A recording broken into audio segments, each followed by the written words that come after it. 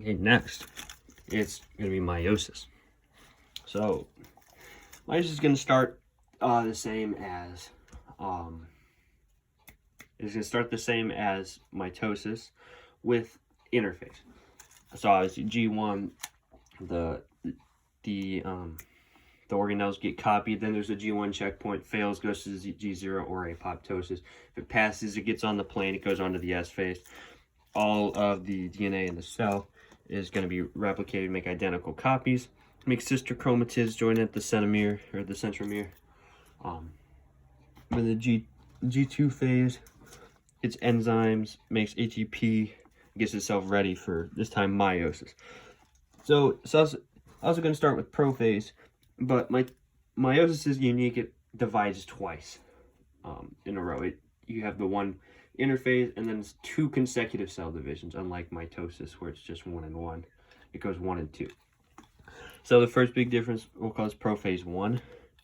In prophase 1, you have the sister chromatids, nuclei start to disappear and all that good stuff.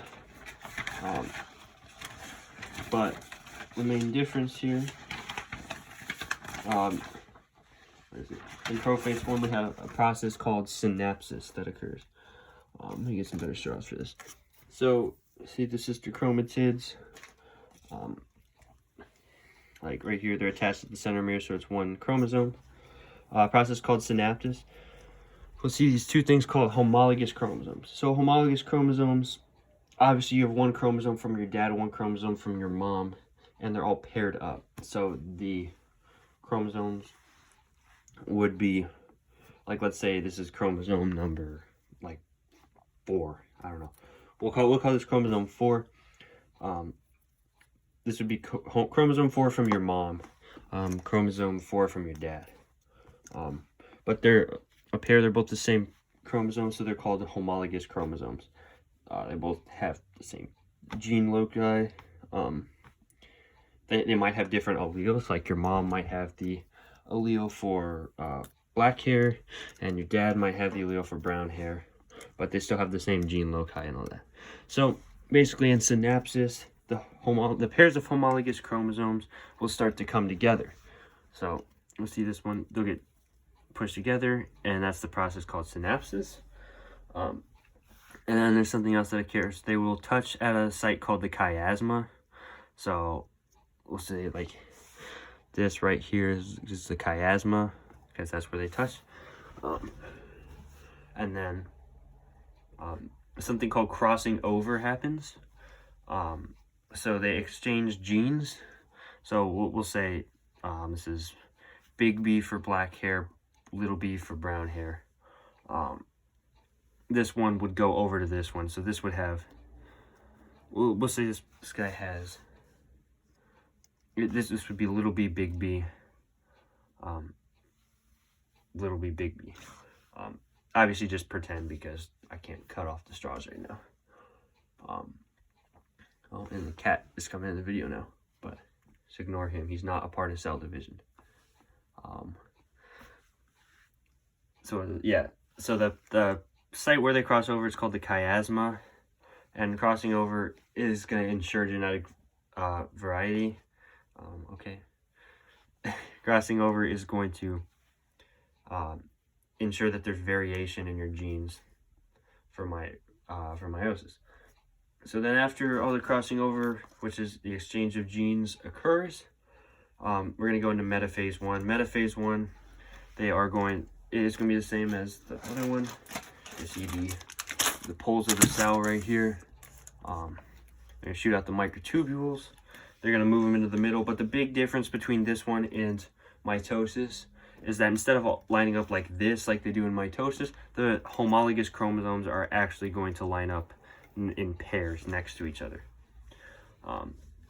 So that's a big difference. But and there's something called the law of independent assortment. So you could see the chromosomes assort like this. They could go like this. Could go like this. Or they could go like this. And there's so many different amounts of possibilities. Okay, I got the turbo. Right. I guess he's just gonna be in the cell now. So that's called the law of independent assortment. It's one of Mendel's laws. And it basically states that the homologous chromosomes can like pick and pair up any way they'd like, and the amount of possible combinations is 2 to the n, with n being the haploid number. Which means, so our haploid, since we have 46 chromosomes, 23 pairs, our haploid number is 23. So we'd have 2 to the 23rd power combinations of independent assortment. Just why no two humans look the same, unless you're like identical twins, but that's a whole different thing. So, and that's going to ensure, this will also help ensure genetic variation, which is important because in natural selection, you need genetic variation among a population to increase your chances that one will survive. Because, like, if you guys all have the same traits in a population, you're either you're gonna do really, really well, or really, really bad. And like, yeah, like if you have a gene that's like especially prone to cancer, and you make all your babies the same, and you have like 10 kids with that gene, it's not going to do well. But what else? Like if you make them all genetically different, then it's going to have a better chance that like at least some of those guys are probably not going to get that gene, and therefore have a better chance of survival. So that's why it's important. Anyway, back to metaphase 1. They're all lined up. Homologous chromosomes, and they're crossing over. We can pretend that these two genes are switched. We'll just do it like this. It's not the whole sister chromatid, but just pretend that that's the genes for. It's just like the gene for a second. Anyway, after that, we're gonna see anaphase 1. Obviously, the microtubules come up. And then here come the motor proteins. They come down, the microtubules grab onto the kinetochores, and they take these sister chromatids, or not the sister chromatids, they take the homologous chromosomes and separate them. They gotta say bye. They're never gonna see each other ever again. But yeah, so they wave bye. That's called the law of segregation. That's another Mendel law. The other chromosome, the homologous chromosomes are now forever segregated or separated from each other, and they're never going to see each other again. So yeah, but then, so that's anaphase 1. After anaphase 1, telophase 1 occurs, splits it, cell starts to divide in half, and then cytokinesis, and then boom, 2 genetically different because of crossing over. So this does not look the same as the original cell right here. 2 genetically different daughter cells. But yeah.